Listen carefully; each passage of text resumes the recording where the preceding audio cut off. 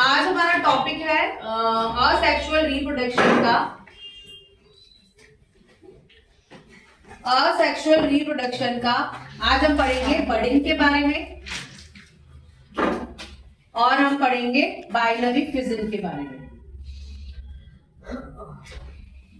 ठीक है, ये दोनों असेक्सुअल रिप्रोडक्शन है। असेक्सुअल रिप्रोडक्शन जिसमें कि हमें बोथ पेरेंट्स की जरूरत नहीं होती है, सिर्फ एक पेरेंट से भी हमारा असेक्सुअल रिप्रोडक्शन हो जाता है। ठीक है, सबसे पहले हम पढ़ रहे हैं बडिंग के बारे में। बडिंग जो होती है मेनली होती है हाइड्रा के अंदर।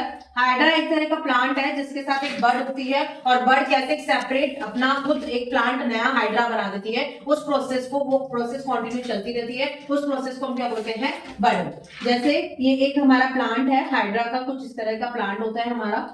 जब ये उगता है तो इसके साथ ही क्या उग जाती है, एक बड भी इसके साथ, एक छोटा प्लांट कह सकते हैं, एक बड जिसे हम कली भी बोलते हैं, बड इसके साथ उग जाती है। ठीक है, जैसे जैसे वो बड मैच्योर होती है तो वो क्या हो जाती है, बड जो होती है वो धीरे धीरे क्या हो जाती है, मैच्योर हो जाती है और एक नया प्लांट उसमें से हमें दिखने लग जाता है। जब वो पूरी तरह से बड जो होती है वो मैच्योर हो जाती है तो वो क्या होती है, अपने पेरेंट प्लांट से क्या हो जाती है, वो डिटैच हो जाती है। पेरेंट प्लांट से क्या हो जाती है, वो डिटैच हो जाती है। ठीक है, इसे हम क्या बोलते हैं, डॉटर सेल्स बोलते हैं। हम क्या बोलते हैं, डॉटर सेल्स। जब वो अपने पेरेंट प्लांट से डिटैच हो जाती है तो वो अपने आप में क्या बन जाती है, खुद ही एक न्यू प्लांट बन जाती है, जो कि न्यू हाइड्रा में क्या हो जाती है, कन्वर्ट हो जाती है। न्यू हाइड्रा में कन्वर्ट हो जाती है। तो इस तरह से, और जब ये हाइड्रा बनता है तो ये भी अपने साथ एक क्या आता है, इसके साथ एक बर्ड इसके साथ अटैच होती है। फिर वो बर्ड जब मैच्योर हो जाती है तो वो डिटैच हो जाती है। इस तरह से ये प्रोसेस, बडिंग की प्रोसेस जो होती है वो चलती रहती है।